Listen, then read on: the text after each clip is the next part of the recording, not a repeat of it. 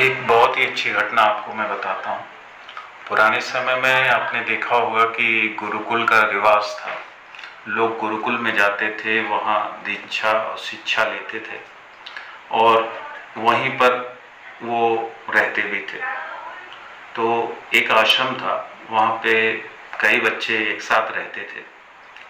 तो जैसा गुरुकुल में था, सभी बच्चे एक दूसरे का सहयोग करते थे हर कामों में। तो उनमें से एक बच्चा ऐसा था कि जो हर काम में सबका सहयोग करता था हमेशा, और सबको अच्छा भी लगता था।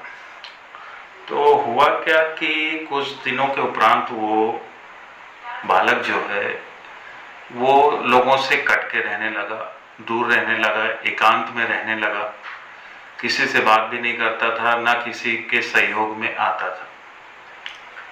इस चीज को वहाँ पर और जो शिक्षा ग्रहण करने वाले अभ्यर्थी थे, उन लोगों ने देखा। तो इस बात को उन लोगों ने बड़ी गंभीरता से लिया कि यह बच्चा तो हमेशा हम लोगों के साथ रहता था, सहयोग करता था, बोलता था, बात भी करता था, तो ऐसा क्यों कि आज ये हम लोगों से बात भी नहीं करता।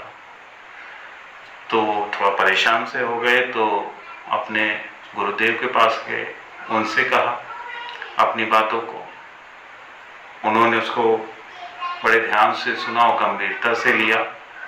वो बच्चे की कुटिया में अलग अलग व्यवस्था थी, सब बच्चे अलग अलग कुटिया में रहते थे। तो बच्चे वहाँ, वो बालक अपनी जगह पे वहाँ पर था।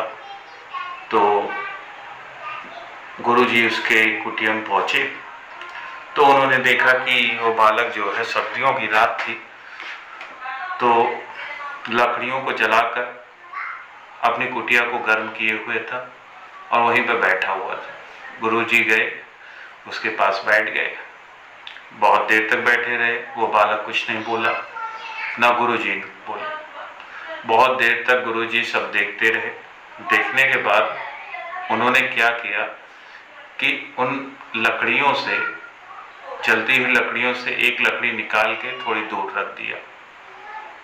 तो उन्होंने जब दूर रख दिया तो कुछ देर बाद वो लकड़ी अपने आप बुझ गई। बैठे थे गुरुजी, कुछ नहीं बोले, और फिर उस लकड़ी को जो बुझ गई थी वापस लाके उस आग में रख दिया। वो लकड़ी जो बुझ गई थी वो भी जलने लगी। उसके बाद दोनों शिष्य और गुरु कुटिया से बाहर निकले। शिष्य ने कहा कि गुरुजी, मैं आपका तात्पर्य समझ गया कि संगठित रहने पे हम प्रकाशवान होंगे, हमारे अंदर ऊर्जा होगी और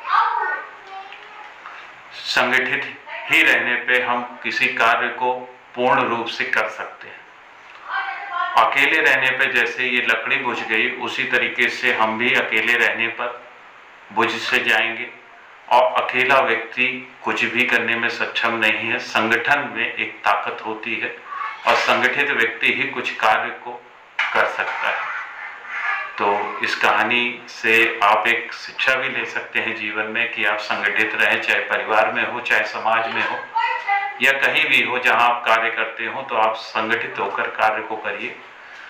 तो उसमें एक अलग ही ऊर्जा दिखेगी और उस कार्य को आप बड़ी आसानी से कर लेंगे।